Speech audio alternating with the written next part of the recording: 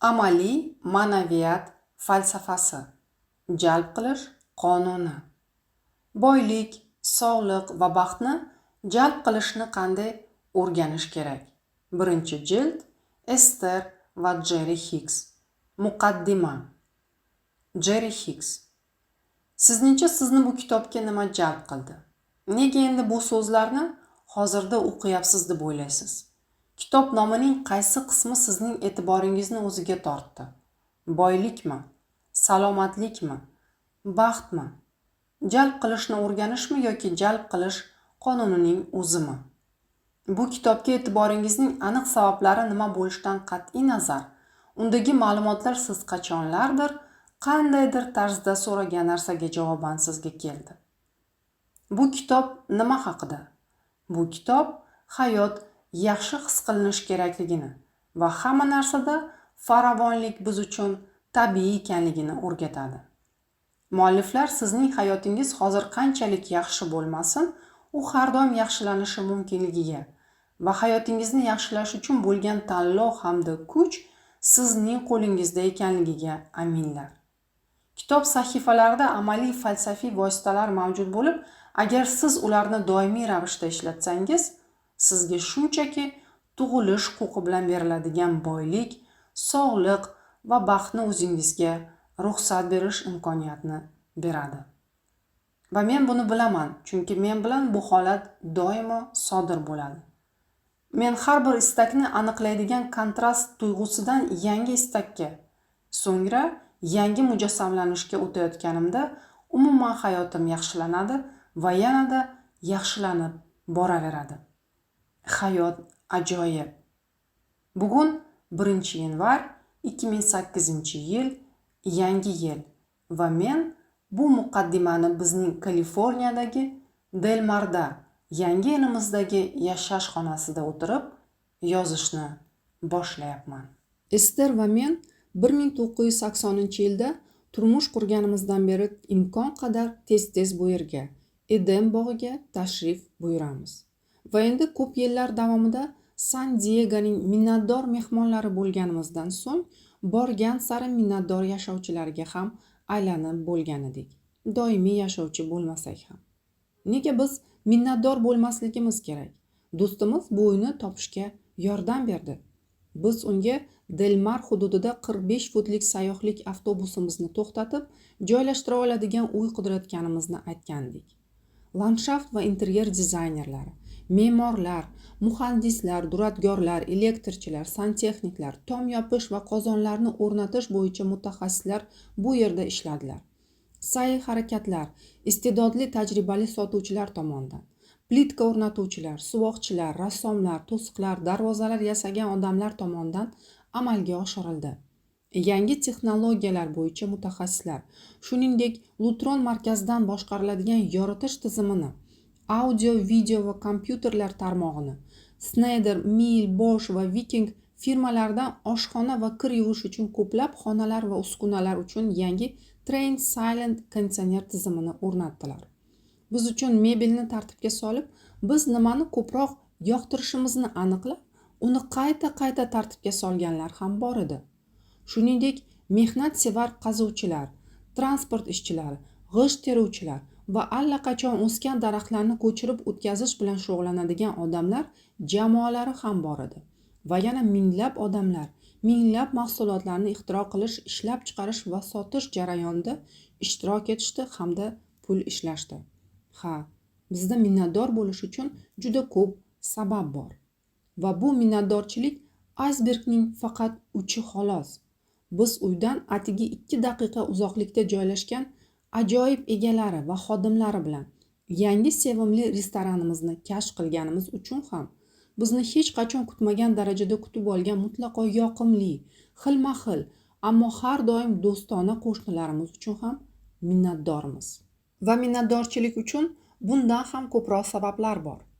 Bu ham uydan ko'rinib turadigan janub tomondagi hayratlanarli manzara, ham Karmel Grik darasidagi pok Torrey Pines qo'riqxonasi uchun, ham suv qushlari qo'riqxonasi va laguna uchun va Torrey Pines sohillarini tinmay yuvib turuvchi Tinch okeanining qirg'og'iga urilayotgan ko'pik to'lqinlari uchun. Ha, hayot ajoyib. Qavs ochiladi. Ester va men sohildagi qisqa sayrdan qaytdik va endi kechqurun Abrahamning yangi kitobiga so'nggi tafsilotlarni kiritishga tayyorgarlik ko'rmoqdamiz. Qavs yopiladi. 40 yil ilgari mamlakat bo'ylab kollejlarda bir qator ma'ruzalarni olib borganimda, men tasodifan Montanadagi kichik shaharchadagi motelda kofe stolida yotgan kitobni ko'rib qoldim. Va bu Napoleon Hillning O'yla va boy bo'l kitobi pul haqidagi g'oyalarimni shunchalik o'zgartirdiki, undagi tamoyillardan foydalanish menga tasavvur ham qila olmaydigan darajada moliyaviy muvaffaqiyat keltirdi. Qanday qilib boy bo'lish meni unchalik qiziqtirmasdi. Ammo bu kitobni kashf qilishdan biroz oldin men o'z daromadimni o'zgartirishni va ularni ko'paytirishni xohlagandim. Shunday qilib, Hillning kitobi umrimga jalb qilinishi men so'ragan narsamga to'g'ridan to'g'ri javob edi. Men Montananing bir motelida O'yla va boy bo'l kitobini topganimdan so'ng ko'p vaqt o'tmay Hill ta'limoti bilan shunday ishchil va muvofiq bo'lgan biznes imkoniyatini taklif qilgan Minnesotalik bir inson bilan ko'rishish nasib qildi. Va bu uchrashuvdan keyin men 9 baxtli yilimni o'z biznesimni yaratishga qaratdim. Bu 9 yil davomida biznesim ko'p millionlik xalqaro korxonaga aylandi. Va bu nisbatan qisqa vaqt ichida mening moliyaviy ahvolim hayot uchun oddiy daromad darajasidan qavs ochiladi va men esa ilgari hech narsa istamas edim. Qavs yopiladi. Kitobidan ilhomlangan barcha yangi moliyaviy maqsadlarga erishishgacha yetib bordi. Hillning kitobidan o'rganganlarim menga shunchalik yordam berdiki, men uning muvaffaqiyat tamoyillarini biznes hamkasblarim bilan bo'lishish uchun bu asardan darslik o'rniga foydalana boshladim. Ammo orqaga qarab shuni tushunamanki, unda bayon etilgan ta'limotlar men uchun juda foydali bo'lsa-da, bu bilimlar orqali faqatgina bir nechta hamkasblarim men ularga tilagan ulkan muvaffaqiyatlarga erisha oldilar.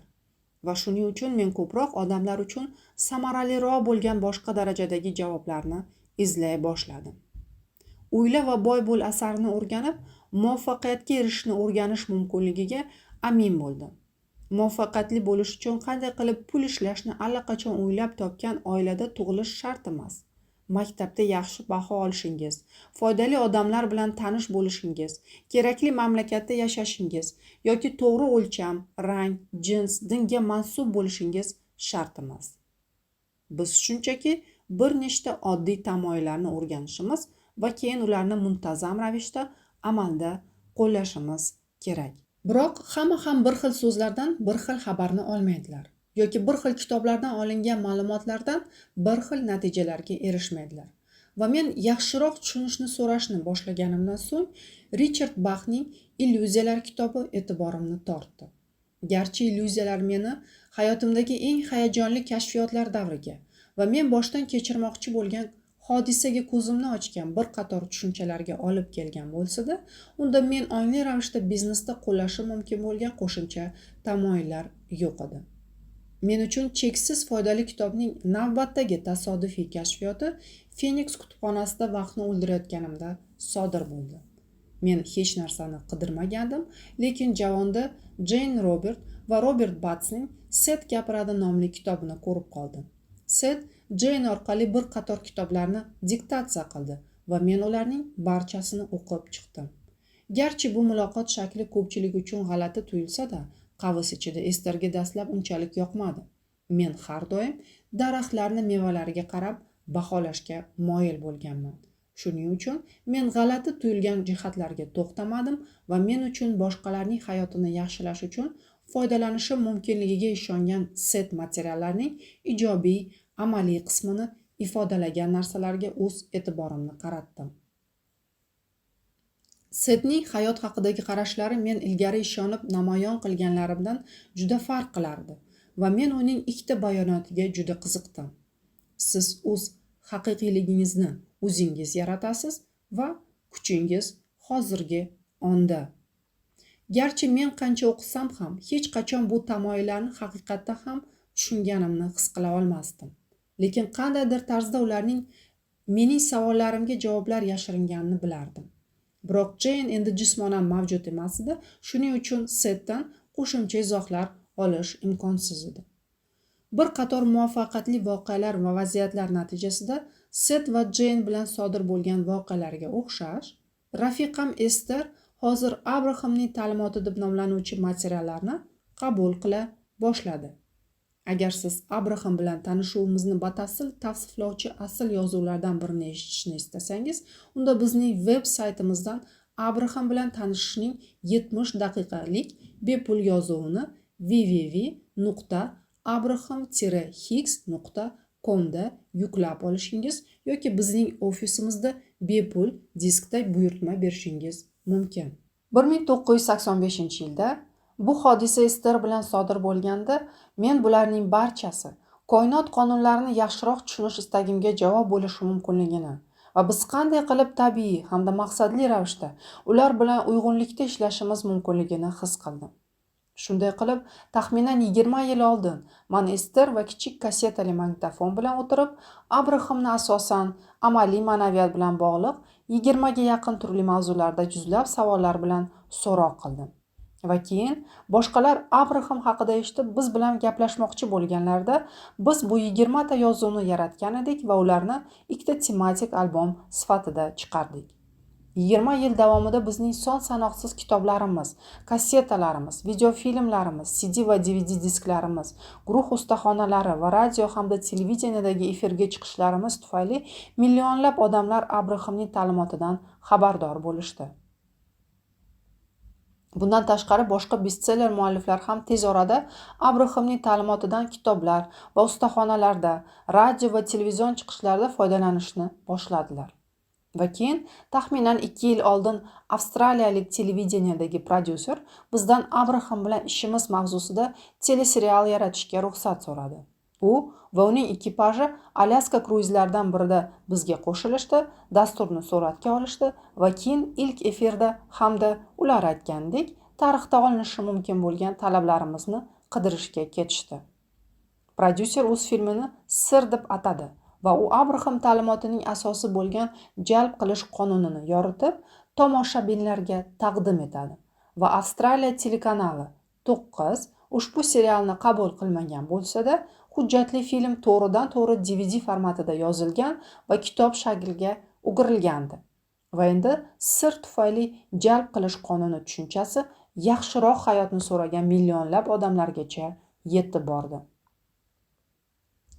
Bu kitob 20 yil avvalgi 5 ta asl yozuvlar asosida paydo bo'lgan.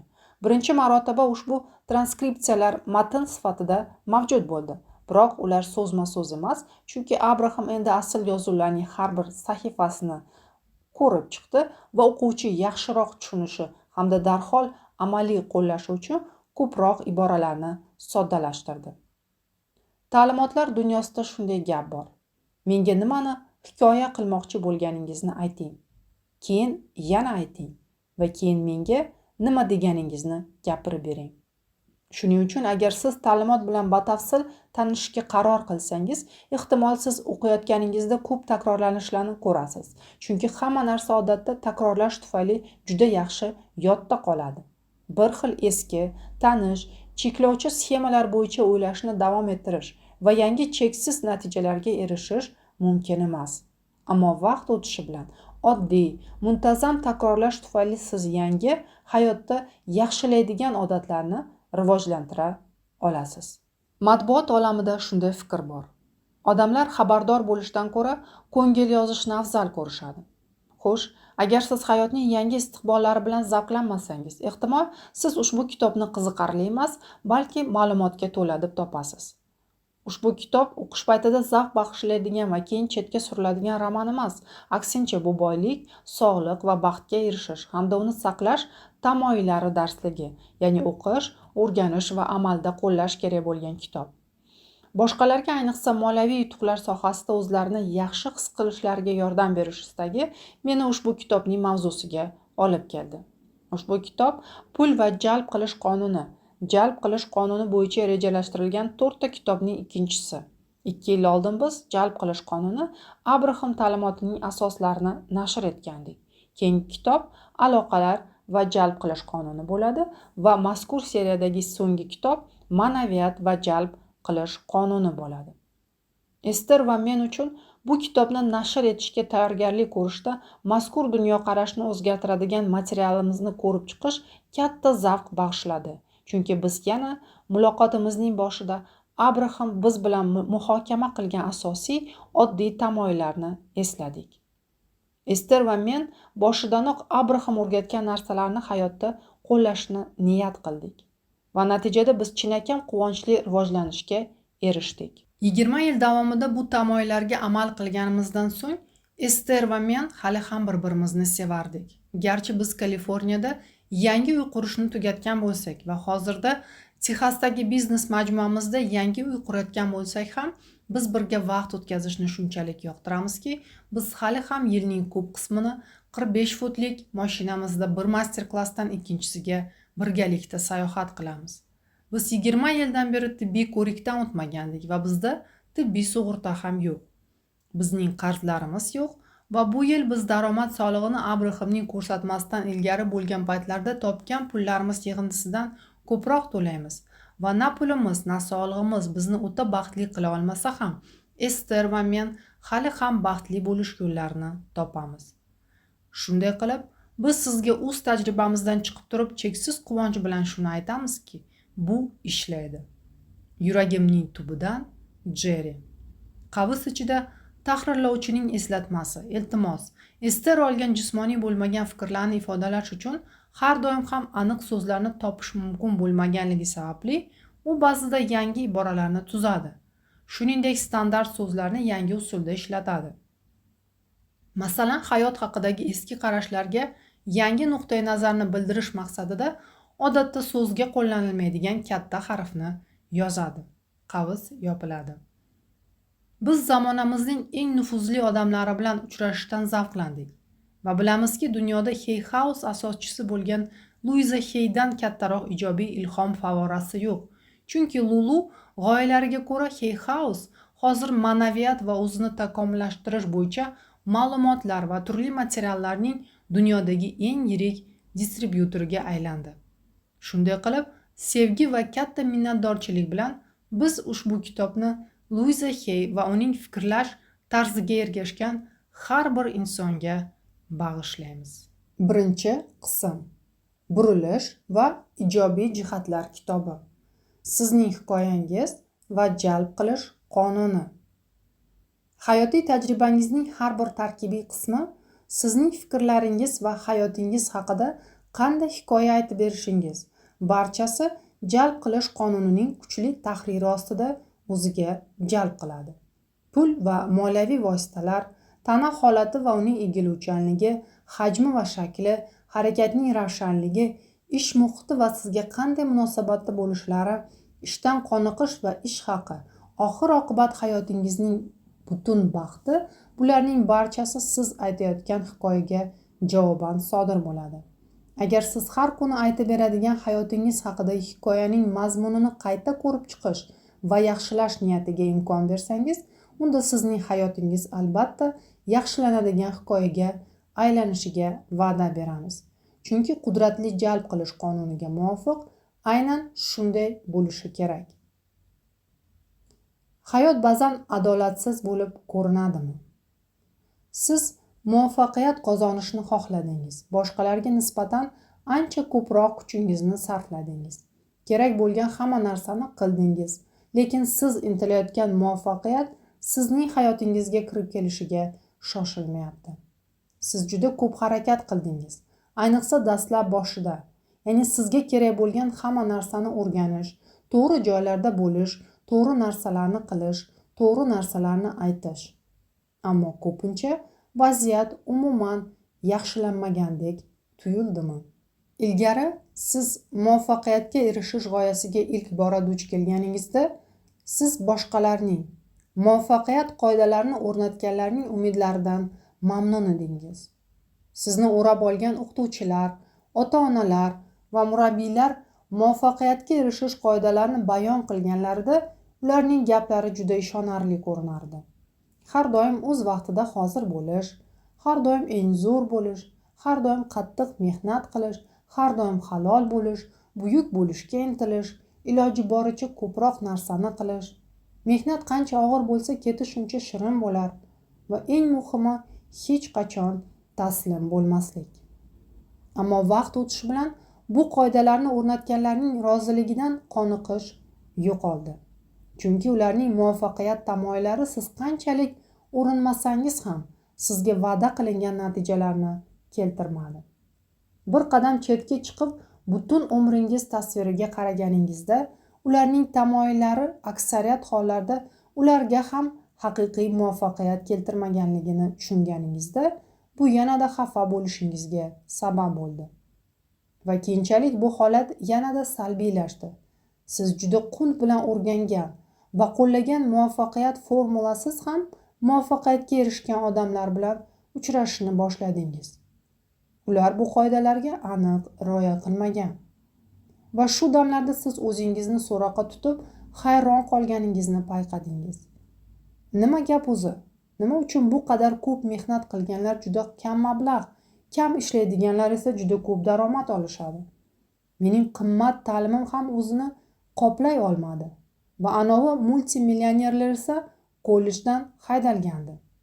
Otam butun umri davomida ko'p ishlagan edi, ammo bizning oilamiz uning dafn marosimiga pul to'lash uchun qarz olishga majbur bo'lgan. Nega mening mehnatim, ishim uchun yetarli darajada haq to'lanmaydi? Nega juda kam odam haqiqatan ham boyib ketadi-yu, aksariyat esa butun kuchlarini biron bir yo'l bilan bo'lsa-da, bu hayotda qandaydir omon qolishga sarflaydilar? Menga nima yetishmayapti? Mana shu moliyaviy jihatdan muvaffaqiyatli odamlar nimani bilishadi-yu, men esa bilmayman. Har qanday qo'ldan keladigan harakatni qilish baribir yetarli emas ekanmi? Tasavvur qilishingiz mumkin bo'lgan hamma narsani qilib turib, sizga aytilgan va sizni muvaffaqiyatga olib borish kerak bo'lgan narsalarni qilish uchun chin dildan harakat qilganda, muvaffaqiyat baribir kelmaganda xafa bo'lish oson. Va oxir-oqibat vaqt o'tishi bilan siz xohlagan muvaffaqiyat haqida aniq dalillarni ko'rsatadiganlarga nisbatan g'azablanishni his qilish ham tabiiy. Ba'zida siz o'zingizni hattoki ularning muvaffaqiyatini la'natlayotganingizni ham payqaysiz, chunki siz uchun qiyin, ularning hayotiga esa bu muvaffaqiyatning osongina kirib kelishini ko'rish siz uchun juda og'riqli. Va aynan shuning uchun madaniyatingizdagi moliyaviy muammolarning surunkali holatiga javoban biz ushbu kitobni taklif qilamiz.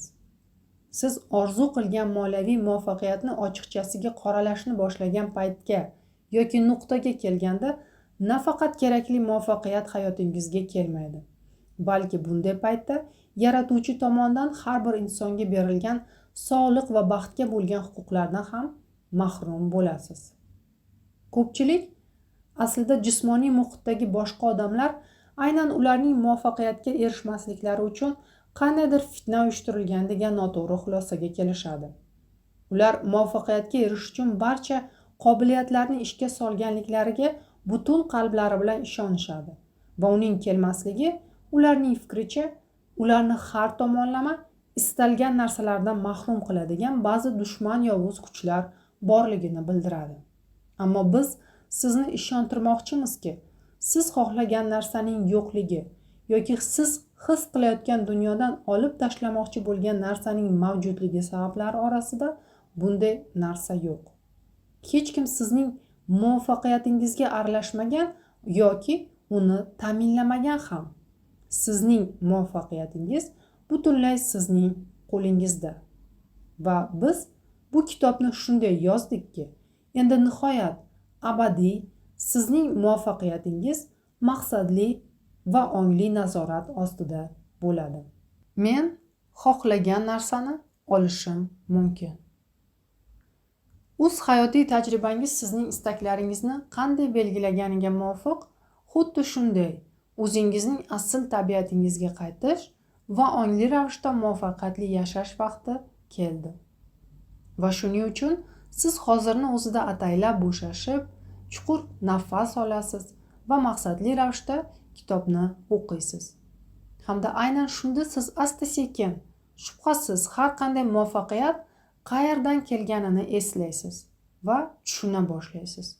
Chunki qalbingizda siz buni allaqachon tushungansiz va shuning uchun ham siz ular haqida o'qiganingizda bu mutlaq haqiqatlar bilan rezonansni yoki uyg'unlikni his qilasiz.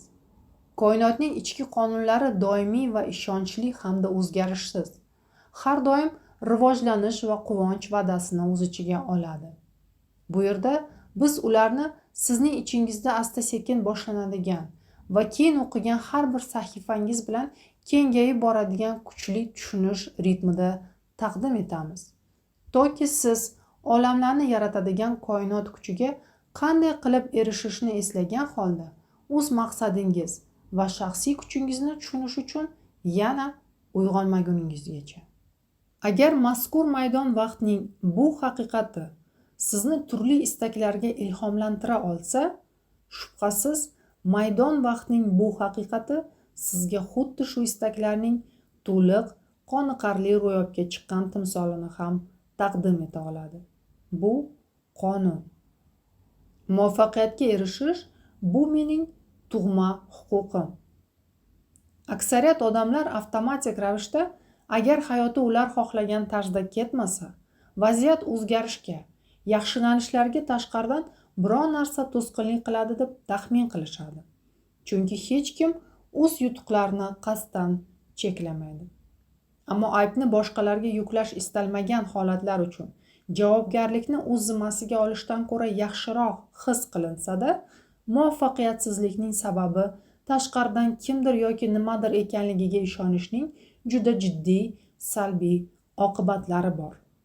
Muvaffaqiyatingiz yoki uning yetishmasligi uchun javobgarlikni yoki aybni boshqa birovga yuklaganingizda siz biron bir narsani o'zgartirishga ojizsiz.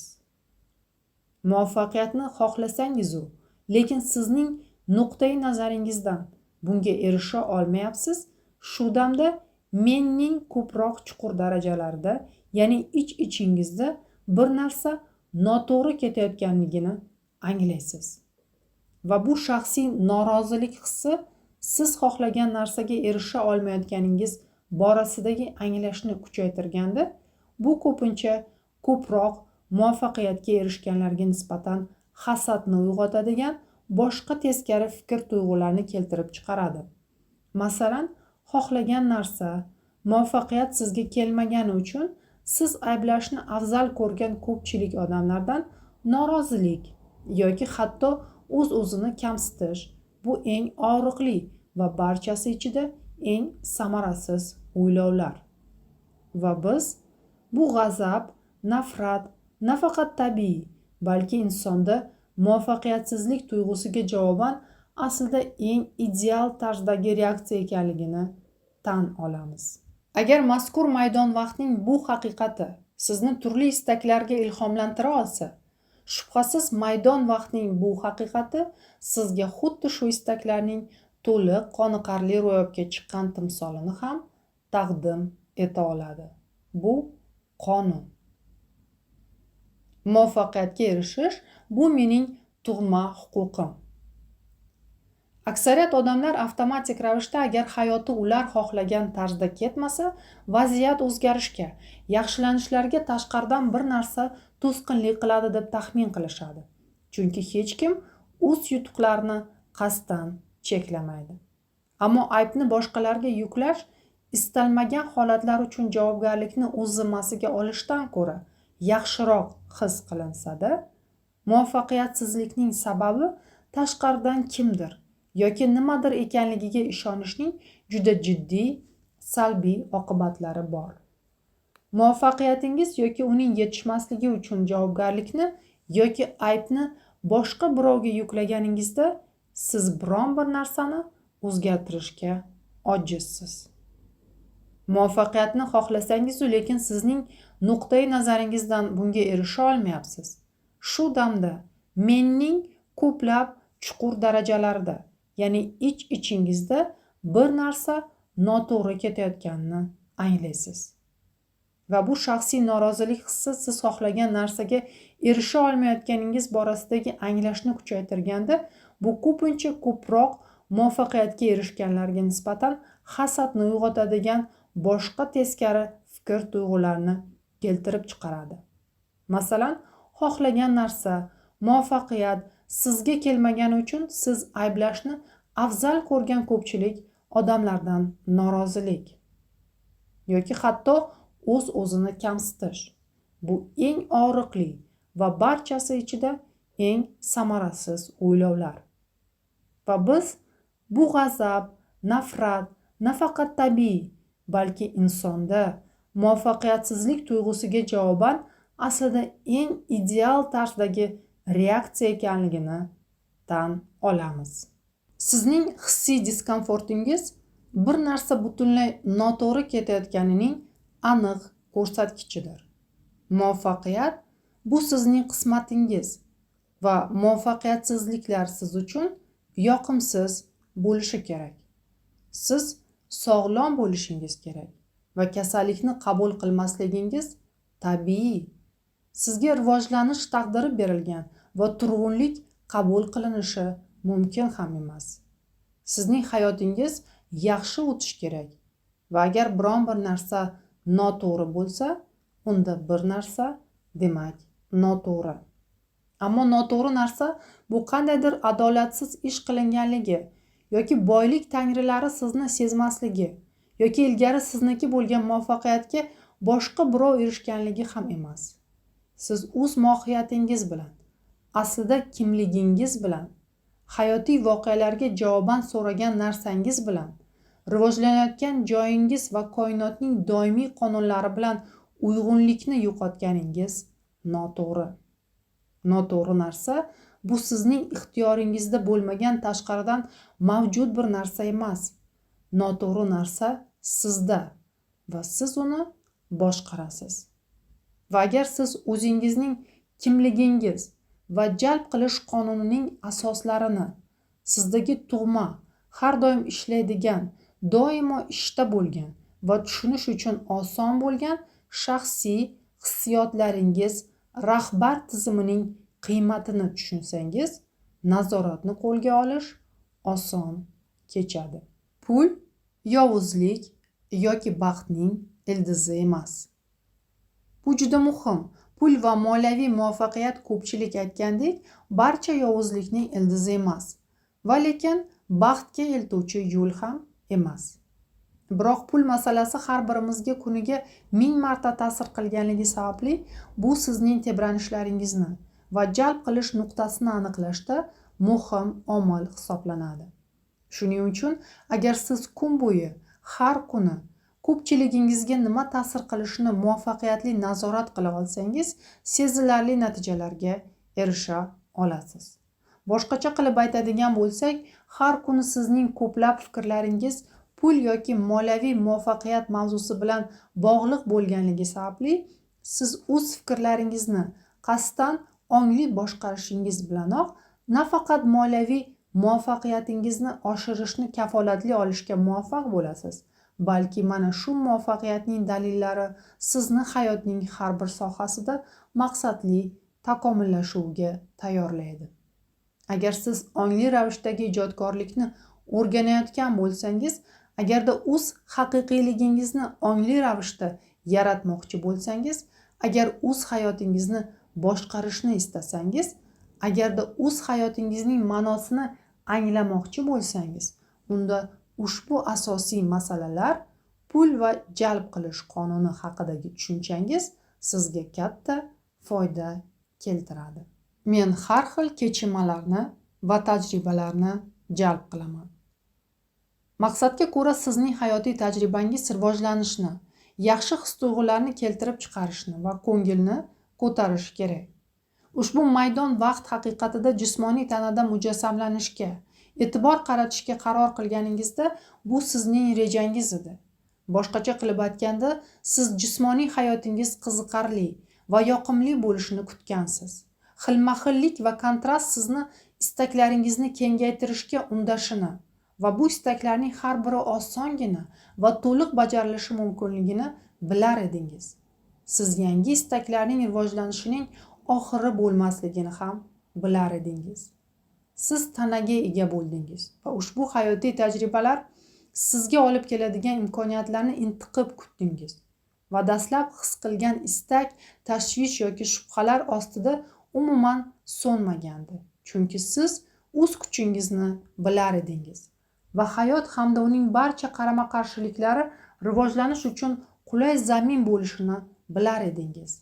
Va eng muhimi, siz bu hayotga asl niyatlaringizga, shuningdek aynan shu hayot tomonidan yaratiladigan yurakdagi cheksiz nozik intilishlarga sodiq qolishingizga yordam beradigan hissiyotlaringiz yo'riqnomasi yoki tizimi bilan kirayotganingizni ham bilar edingiz.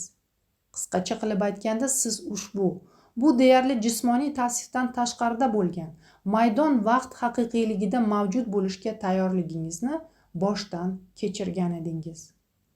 Siz boshlang'ich darajadan kelmadingiz. Garchi siz kichkina go'dak jismoniy tanasida hayotni endigina boshlagan bo'lsangiz ham, aksincha siz yangi, hattoki eng yangi muhitga e'tibor qaratgan kuchli ijodkor daho edingiz. Sizni bu davrda siz qasddan yaratish jarayonini boshlagan yangi platformani qayta aniqlaydigan sozlash davri kutayotganini bilar edingiz va bu tayyorgarlik vaqti sizni umuman bezovta qilmas edi. Aslida siz tug'ilgan uy va sizni yangi jismoniy muhitda uchratganlar sizga juda yoqar edi va siz hali ularning tilida so'zlarni qanday gapirishni bilmasangiz ham va sizni murabbiylikka muhtoj bo'lgan yangi boshlovchi sifatida kutib olganlar tomonidan qabul qilingan bo'lsangiz ham, ichingizda barqarorlik va ularning aksariyatini ortda qoldirgansiz degan tushunchalar bor edi.